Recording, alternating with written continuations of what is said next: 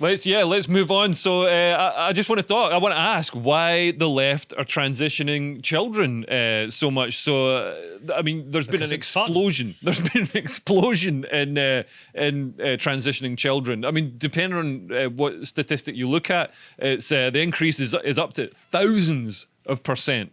In some places, with the Tavistock Centre. I mean, the Tavistock Centre had to shut down. It was hailed as a victory for. So it's a gender clinic in London, the main one in the UK, and it was hailed as a victory for people who didn't want children to be mutilated through surgery in the form of gender transitioning. But really, it was because they couldn't deal with the volume of children being dragged down there by their liberal parents to be transitioned.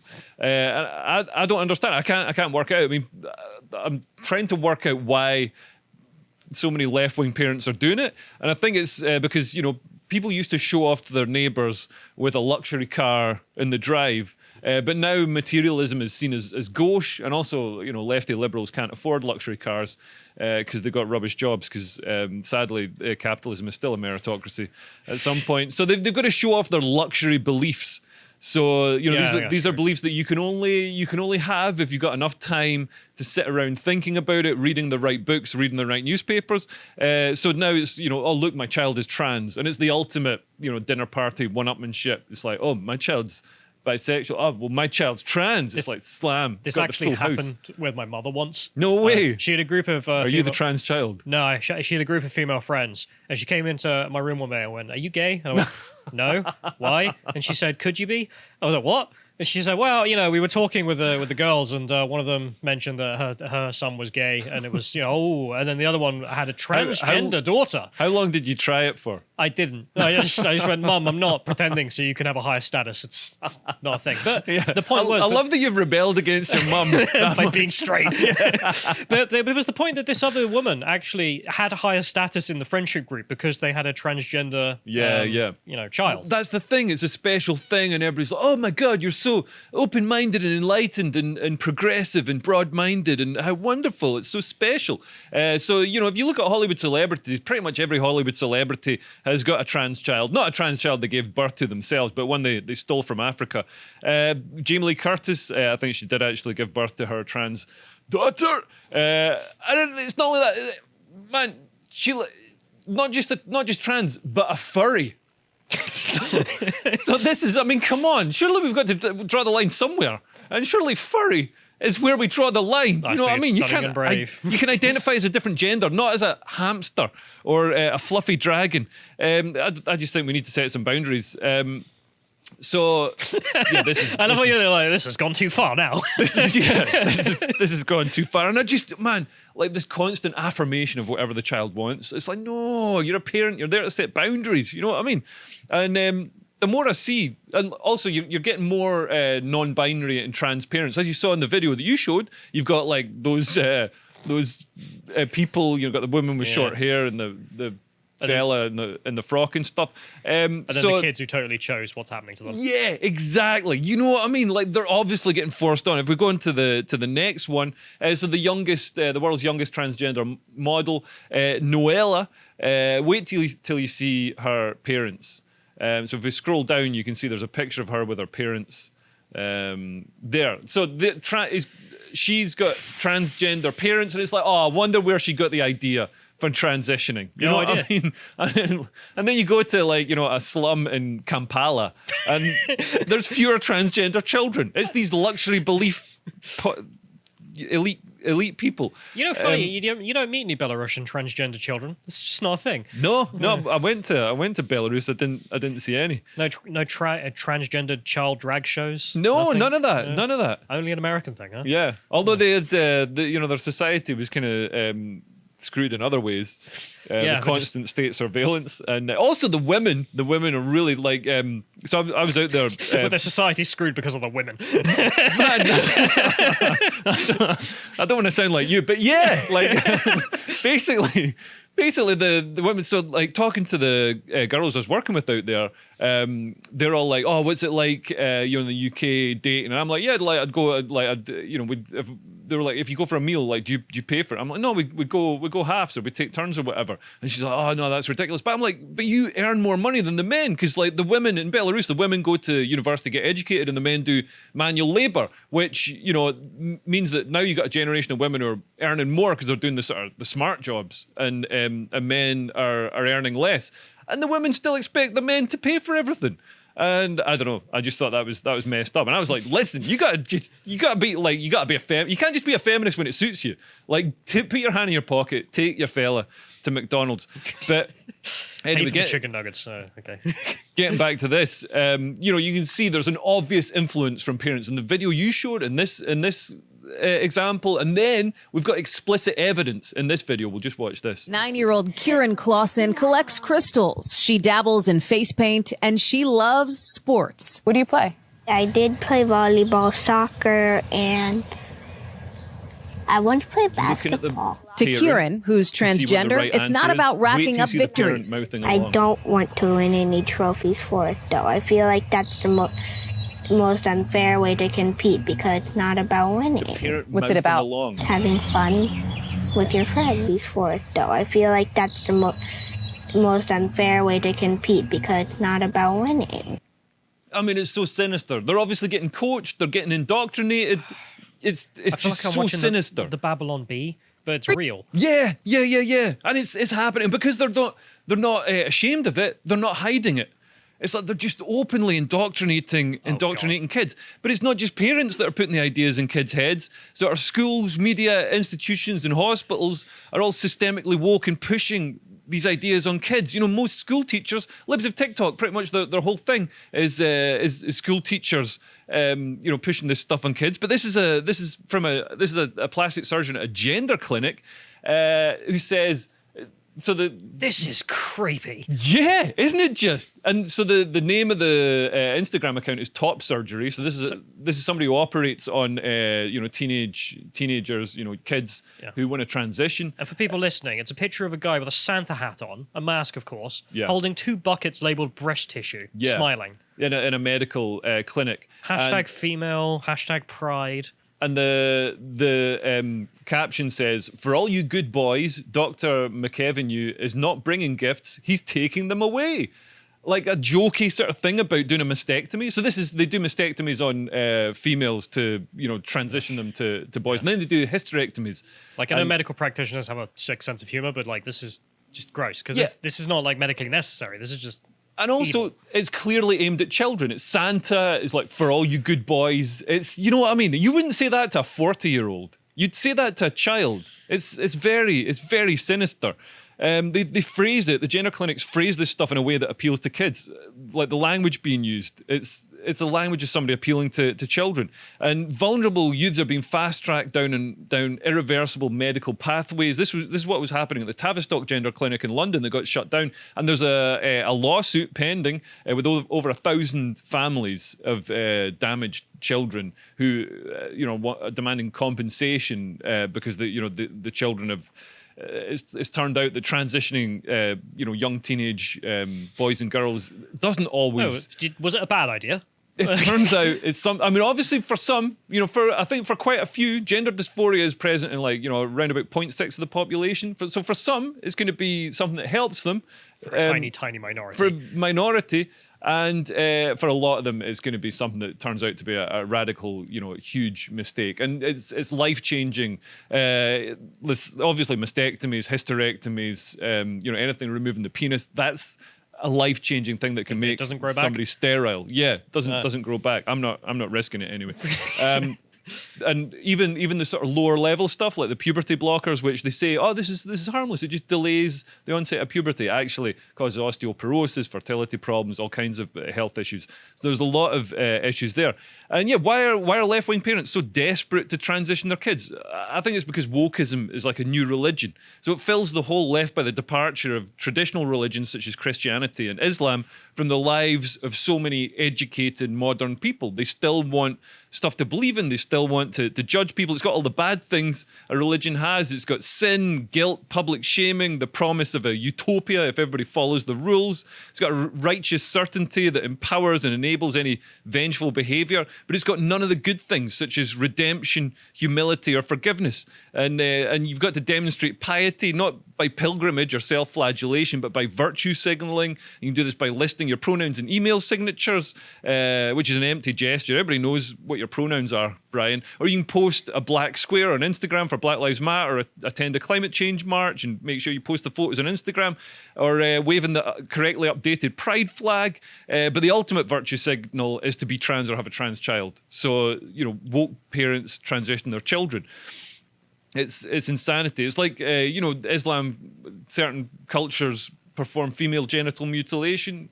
So does this religion. Wokeism performs this. And it's happening in schools as well. So this is a school teacher saying you should use they, them pronouns for toys. And if we actually turn the noise up on this and play it from the start. You use non-binary language with your kids. For example, if you're playing with some toys with them, you could assign one of their toys to be non-binary. So instead of always referring to their dolls or their animal toys as he or she, you can use they, them pronouns. When you're telling a story to your kids, you can have a character that's non-binary. So instead of saying she, you can have they or them.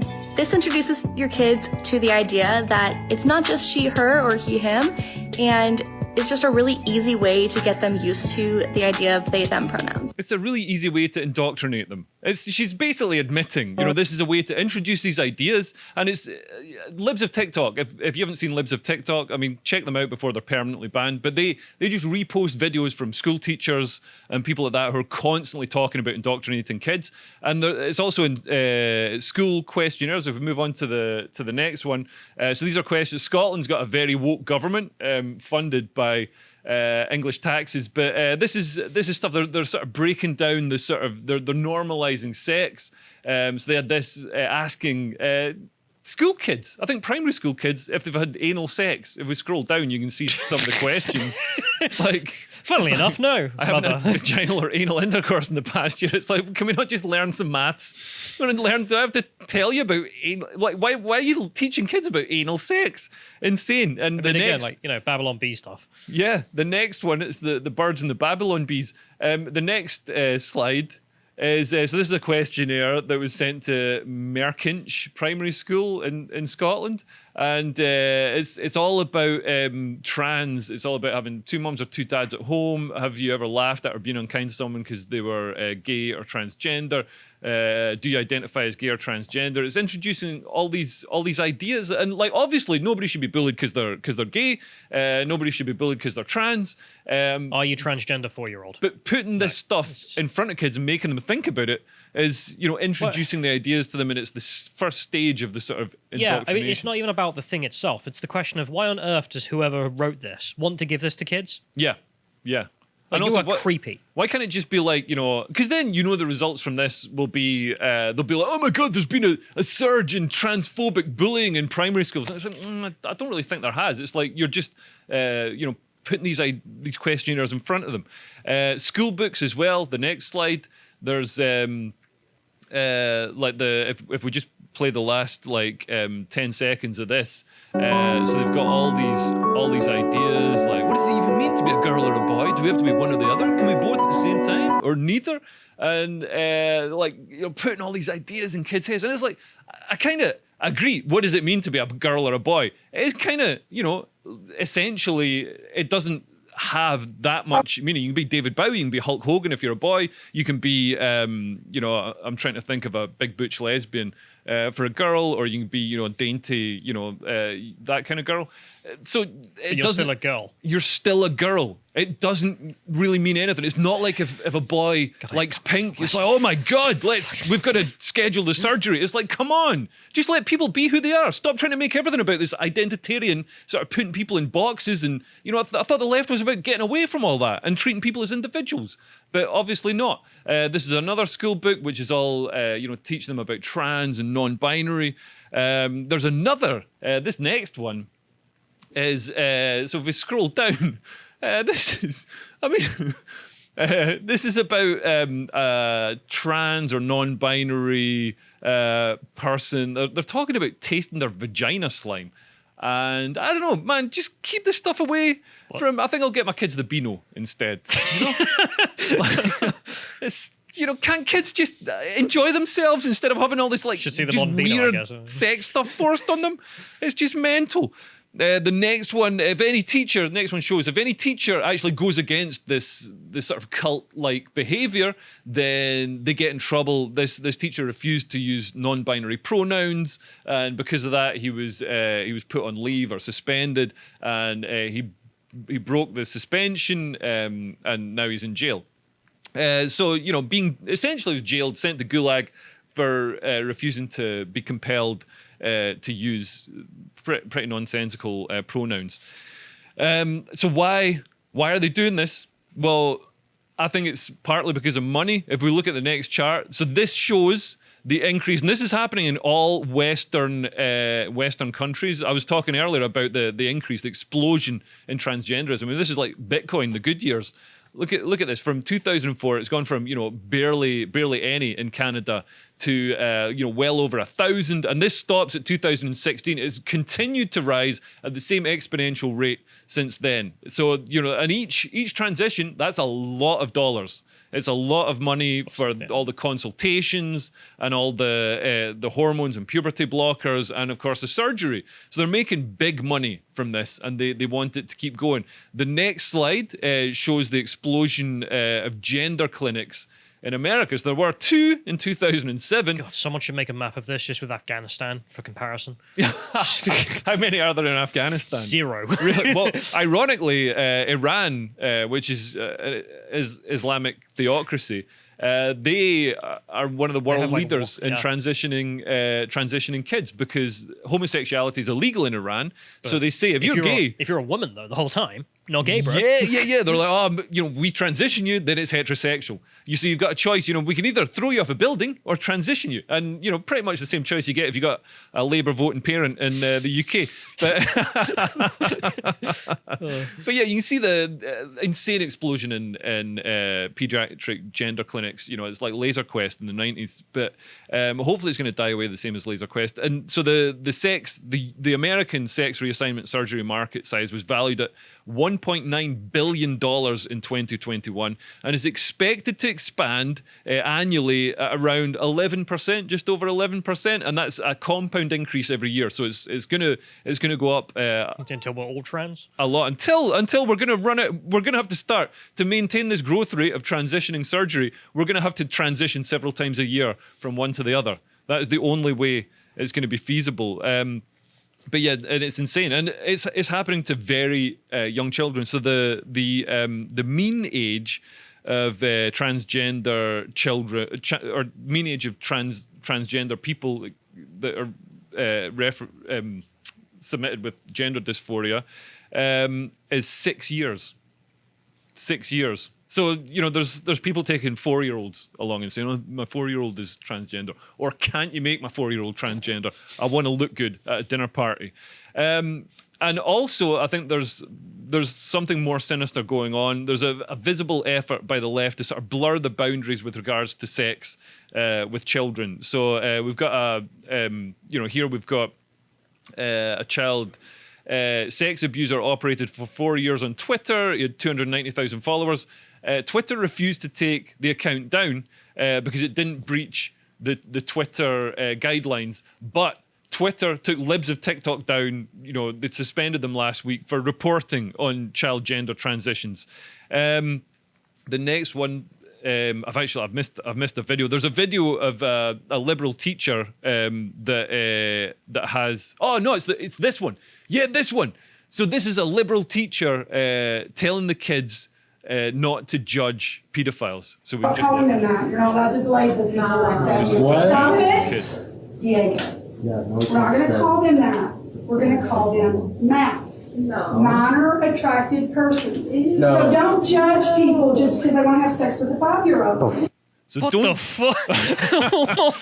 Yeah, don't judge people just because they want to have sex with a 5-year-old, and No, we're I'm not gonna going to call them. judge. We're not going to call them paedophiles. We're going to call them minor attracted persons. Do you remember all that stupid rhetoric from back in the day? Like, don't judge people. I was like, no, judging is good. Yeah, can we have a bit more? A bit more. I mean, we're judging at the moment. We judge people for the most minor infraction. If somebody says something, in the least bit, homophobic or racist, that's career over. You know what I mean? Even if you express an opinion that's pretty understandable about, about whatever, immigration or thinking, the whole COVID lockdown stuff is a nonsense, or Black Lives Matter isn't the most perfect organization. That can be your career destroyed if you work in the arts. But for some reason, we're not allowed to judge pedophiles. I mean, what? For some reason. it's Who knows mental. what that reason might be? Yeah, and here's the artwork of John Podesta. This is a leading Democrat and advisor to Hillary Clinton, and Joe Biden. And this is the artwork that he's got in his house hanging on his walls. I mean, this is all sort of bondage stuff of naked kids. And Nothing suspicious. if this is what's hanging on his walls, and this is a montage of What's in his different basement? different artworks. Yeah, what's in his hard drive? You know what I mean? That's terrifying. So yeah, I think this whole thing is dangerous. Like, we're seeing, all right, obviously a lot of people will be transgender, but it's a relatively tiny proportion of society. And this huge explosion and this huge percentage increase in the number of transgender people, shows that it's a social mania. It's a contagion. It's pretty much replaced, anorexia and self-harming amongst teenage girls as a way of sort of, avoiding puberty and avoiding being sexualized by society.